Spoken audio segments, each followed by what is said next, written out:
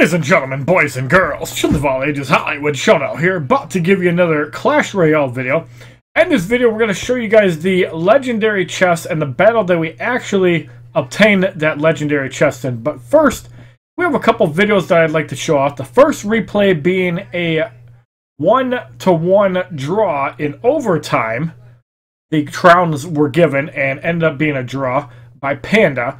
We also have a good video from the random deck challenge. I had some fun matches with State Lover. And then finally, we're going to show the 3 crown by HollywoodShono. So we're going to start off with the fight with State Lover.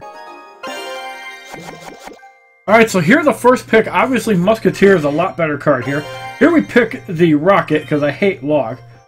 Actually, we picked the Log there. And then we have the Baby Dragon. Obviously, I don't like Royal Giant, so that's an easy pick not to pick Giant. Here's a little bit trickier one, but we picked the Spear Goblins because they do work better against 1 Elixir Skeletons.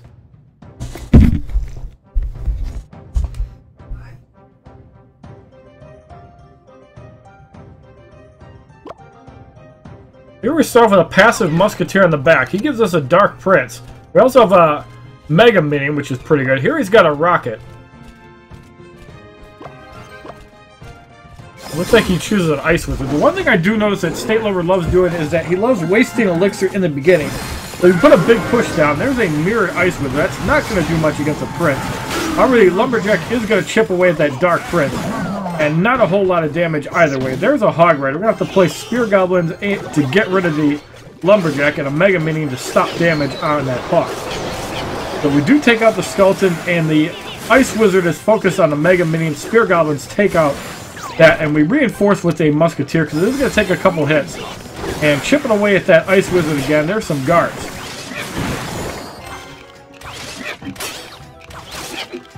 Guards, in my opinion, are a little bit weak. I think they need a little bit of a hit point boost. Like, if they can survive another hit from a tower, I think that would be good. Guards are pretty good on defense. Like, against a P.E.K.K.A, they can take 6 hits. But you don't really use guards offensively. A lot of rage incoming.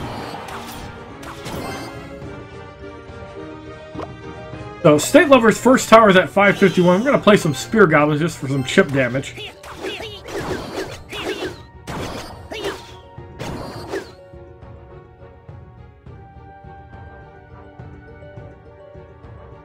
There's a Hog Rider. We're going to play some Mega Mini. He goes double Hog Rider, so we're going to use Musketeer and a Mega Minion.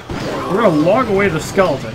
He does not get a crown on our tower, so he wasted a lot of Elixir, 9 Elixir. We're going to use the Goblin Barrel. There goes the first tower. No problem there. Ice Wizard going to be taken out by all that garbage. The Musketeer firing away on that tower. If we can get a good push with the Dark Prince, we're going to use a Baby Dragon. State Lover again wasting Elixir. There's a Rocket on the tower, does not hit anything. There's a Raid Spell, Dark Prince charging in. Just an extra log in case he throws anything down. There's the second tower. Now we have 2 Baby Dragons, a Dark Prince, a Mega Minion, Spear Goblins, and at this point I think State Lover has given up, and yeah. There's the Royal Giant, and that's how much I think that card's a piece of crap. I think the worst card in the game, however, is Sparky. I know Royal Giant does do really well, especially if you take a tower. Bomb Tower is pretty bad too, but I don't know. There's just some cards that suck. Mortar is also pretty bad unless you really know how to troll people. And if you guys want an example of how much Sparky sucks, here's a good one for you. This one we take the Dark Goblin, we take the Witch. Here we take the Log because it's great against Goblins. Freeze versus 3 Musketeers. We actually picked the Freeze there. I don't know if that would have been worse in that case, but we know that 3 Musketeers can get shut down fairly easily by a Fireball or a Lightning. And there's State Lover's 4th card.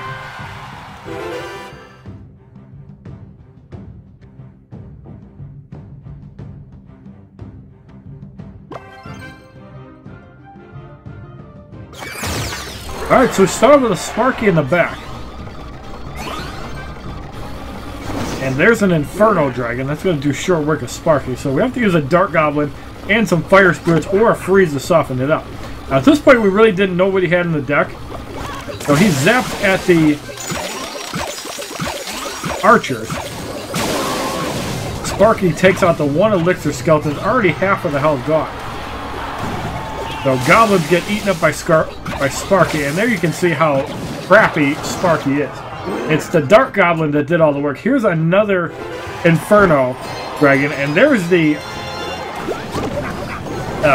Graveyard. However, the Dark Goblin do a little bit of work. Luckily, we take out the skeletons, and the Dark Goblin actually doing pretty well against the Graveyard, because the spawn rate of skeletons is about the same as the Dark Goblin.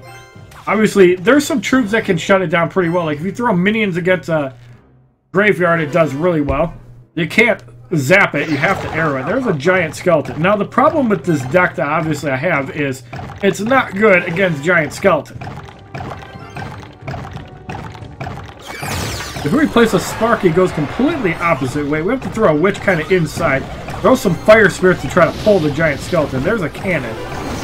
And there's the Inferno Dragon. You can just throw archers. Sparky gets a blast off and does absolutely nothing for 6 elixir. And he has a full health Inferno Dragon. Dark Goblin's going to get eaten up by that giant skeleton bomb.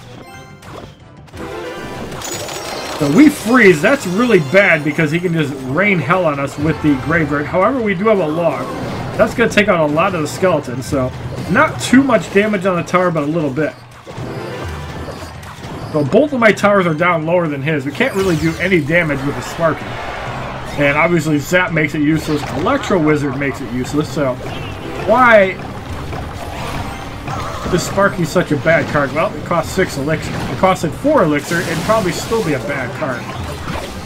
It's great if you don't have counters, but 50% of decks run a Zap, as you see right there, basically just shutting Sparky down.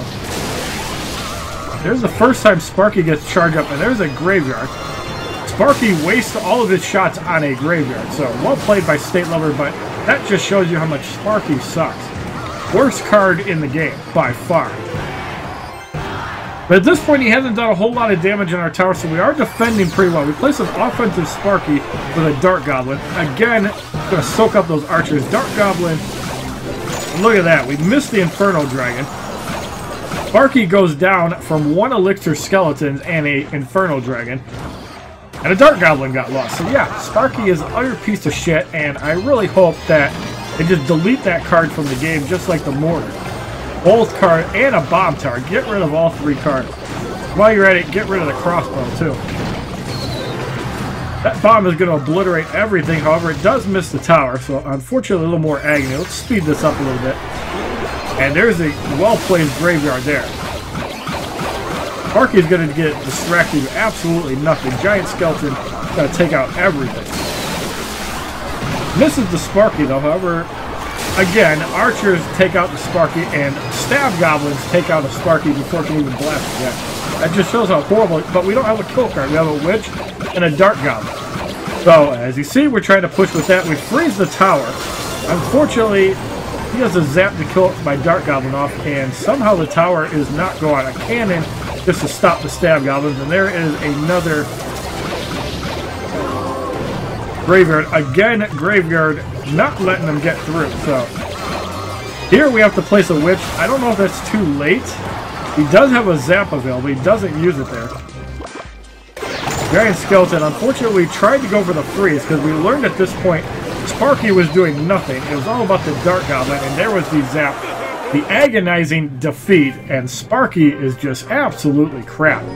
Like, it's better to send a Dark Goblin in naked versus Sparky. That's how horrible that card is. So next up we have Panda versus some Chinese guy in Be the Light.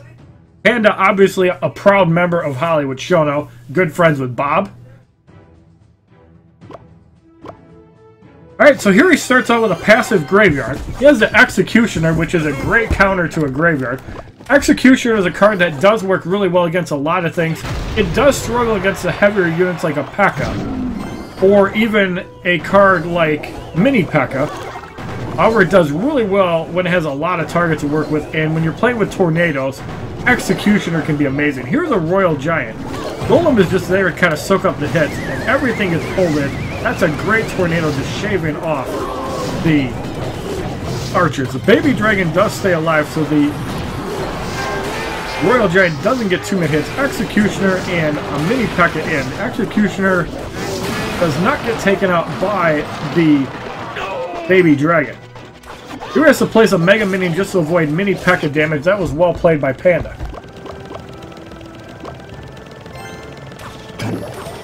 So that's going to be a reset on a Mega Minion. Mega Minion, basically, if it takes any damage, is not going to do any damage. Here he fireballs the pump, which is what you're supposed to do. Because heavy decks like Golems and Lightnings and Baby Dragons need a lot of elixir to get going.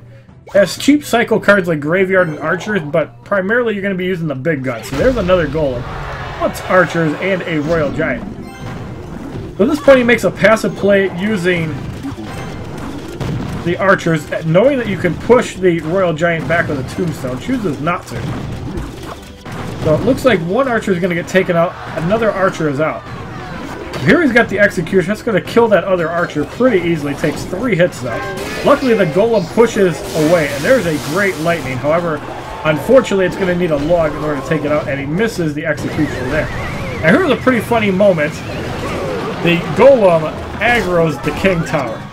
Tornado is one of the funnest cards in the game, and I really like seeing it utilized with Executioner. I wish that it was used in more decks. Unfortunately, I don't think it does enough damage to the point where it's going to be a meta-defining card ever. It's just a fun card, kind of like Mirror. It's a fun card. There are certain circumstances in cycle decks a Mirror can work great. Certain cards, Tornado works great. So Archers get a couple hits in. Mega Minion, that was a great suck in there. Executioner is definitely one of the cards you definitely have to learn to play Tornado with, because it is definitely a big asset. But it's also a fun card. You can pull your pushes to the other side. Like if they're pushing a tower that's weak, you can send them to a full health tower. It's pretty cool. Alright, so basically doing the same thing. He lightnings that Executioner. And he tries the same thing. Unfortunately, the Golem wasn't quite at the tower yet. But here he has to place a Graveyard to stop the Royal Giant. Now, this is the funny moment here. Tower has 126 health. Royal Giant and the Golem cash in at the exact same time. That was some badass play there. Now, consider how difficult it was for both of these guys to get a crown in 3 minutes. The chances of either one of these getting a crown in 35 seconds is almost impossible. Obviously, Royal Giants in the base is absolutely stupid and should not be allowed, like, ever. That's a gameplay mechanic they should change. No Giants across the river. P.E.K.K.As are okay because they're stupid, but I don't think Golems, Giants, or Royal Giants should go across the river. Or Giant Skeleton, for that matter. P.E.K.K.As are dumb enough where they could probably get away with it, and it doesn't matter. Sometimes you shoot yourself in the foot by not planning, and that was basically a last-ditch effort. Panda definitely would have got the second crown if he had a couple more seconds. But that was a cool game, and I'm glad you guys enjoyed that one. Now, finally, we're going to show the replay with HollywoodShono where he got that legendary chest. Alright, so here's HollywoodShono against Santi Verdi from Argentina. So he's got the Executioner, Ice Wizard, Musketeer, and Giant. So pretty meta-ish deck. Ice Wizard is a really powerful card because it just slows down the opponent considerably. There's the Giant behind the Ice Wizard. This is a play that I use on my level 6 account. I think it's level 7 now. Here we place a mini P.E.K.K.A in the back because it can actually survive some hit. We place barbs to reinforce, get rid of that garbage in the back. So we defended that decently well. A little bit of damage on our tower. We're going to play some Archers to get rid of the skeletons easier. Well, there's a pretty bad Tornado. It does bring some stuff forward to help clear it, so we don't even have to zap. It actually puts the mini P.E.K.K.A on the wrong side, basically just decimating that tower quickly. That was a huge misplay by the opponent. We use a Wizard to reinforce. And that is an easy 3 crown by HollywoodShono. He's pissed off.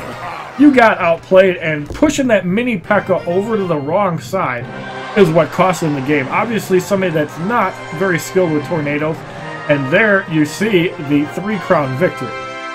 Hope you liked this video of HollywoodShono 3 crowning somebody for a legendary chest, as well as a couple outstanding replays in the random deck challenges, as well as Panda's replay. Please give this video a like rating, comment, subscribe, share this video amongst your friends, and as a favorite, check out my other Clash Royale videos playlist, Facebook, Twitter, and Twitch, which are all HollywoodShono, and have a wonderful day, kids. www.youtube.com/HollywoodShono. Subscribe, bitches!